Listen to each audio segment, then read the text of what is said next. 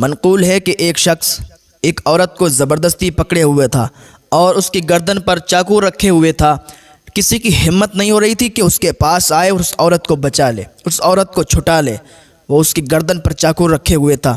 لوگ دہشت کے مارے اس کے وہاں سے بھاگ رہے تھے، اس کے پاس جانے کی کوئی ہمت نہیں کر رہا تھا۔ اتنے میں دیکھا کہ حضرت بشر حافی رحمۃ اللہ علیہ ادھر سے گزر رہے تھے۔ آپ نے دیکھا، آپ اس انسان کے قریب گئے۔ اور کون ہے یہ بشر حافی رحمۃ اللہ علیہ؟ کہ جو پہلے شراب پیتے تھے، دارو پیتے تھے اور ہر وقت نشے میں ڈگمگ رہا کرتے تھے۔ ایک دن راستے سے گزر رہے تھے، دیکھا کہ کاغذ کے ایک ٹکڑے پر بسم اللہ شریف لکھا ہوا تھا اور وہ زمین میں پڑا ہوا تھا۔ دیکھا، ارے یہ تو اللہ رب العزت کا نام ہے۔ اٹھایا، چوما اور اپنے گھر کی اونچی جگہ پر رکھ دیا۔ جب اتنا عمل کیا نہ تو اللہ کو یہ ادا اتنی پسند آئی کہ اللہ نے پیغام بھیجا کہ بشر حافی کو بخش دیا گیا ہے، بشر حافی بخش دیے گئے ہیں۔ بشر حافی جس راستے سے گزر جاتے تھے تو اس راستے پر جانور گندگی کرنا چھوڑ دیتے تھے۔ ایک دن لوگوں نے دیکھا کہ راستے پر جانوروں نے گندگی کر دی، گوبر کر دیا۔ لوگ سمجھ گئے کہ آج بشر حافی کا انتقال ہو گیا ہے۔ اللہ جب چاہے جسے چاہے بدل دے، جسے چاہے بخش دے، جسے چاہے معاف کر دے۔ انسان کو چاہیے کہ اپنے گناہوں سے توبہ کرتے رہا کرے۔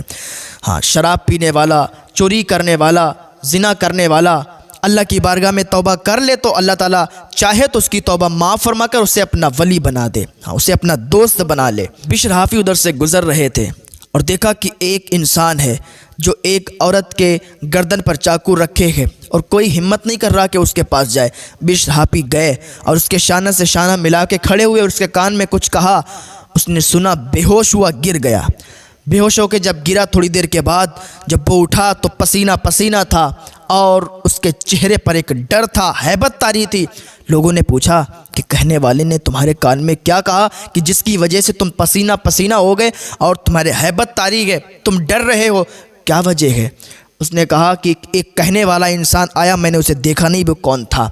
ہاں، وہ کہنے والا کہہ رہا تھا، کیا تجھے معلوم نہیں کہ جہاں تو کھڑا ہے، تو کیا کر رہا ہے، کہاں کھڑا ہے، یہ سب تیرا اللہ تجھے دیکھ رہا ہے، اللہ جانتا ہے تو یہاں جو بھی کر رہا ہے یہ سب اللہ جانتا ہے، اللہ دیکھ رہا ہے۔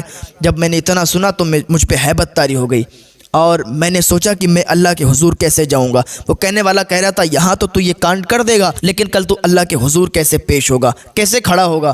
تو میں اسی بات سے ڈر گیا کہ اللہ کو منہ بھی دکھانا ہے، ہاں، اللہ کو منہ بھی دکھانا ہے، اللہ کے حضور بھی جانا ہے۔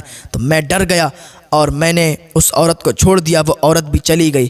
ہو سکتا ہے اللہ رب العزت کو یہ ادا میری پسند آ جائے اور اللہ مجھے معاف فرما دے۔ اس نے سچے دل سے وہاں پر توبہ کر لی اور اللہ والا ہو گیا۔ تو اللہ جسے چاہے اسے بخش دے، جسے چاہے معاف فرما دے۔ بس توبہ کرتے رہا کریں، توبہ کرتے رہا کریں۔ یہ رمضان شریف کا مہینہ ہے، زیادہ سے زیادہ اللہ کی بارگاہ میں توبہ کریں سچے دل سے۔ ایسا نہیں کہ آپ نے گناہ کر لیا توبہ کر لی، پھر آپ نے گناہ کر لیا پھر توبہ کر لی، پھر آپ نے چاہا تو گناہ کر لیا اور پھر توبہ کر لی۔ یہ ایسا نہیں ہے، سچے دل سے توبہ کریں تو اللہ کی بارگاہ میں دعا ہے، اللہ ہمیں نیک عمل کرنے کی توفیق عطا فرمائے، گناہوں سے بچنے کی توفیق عطا فرمائے۔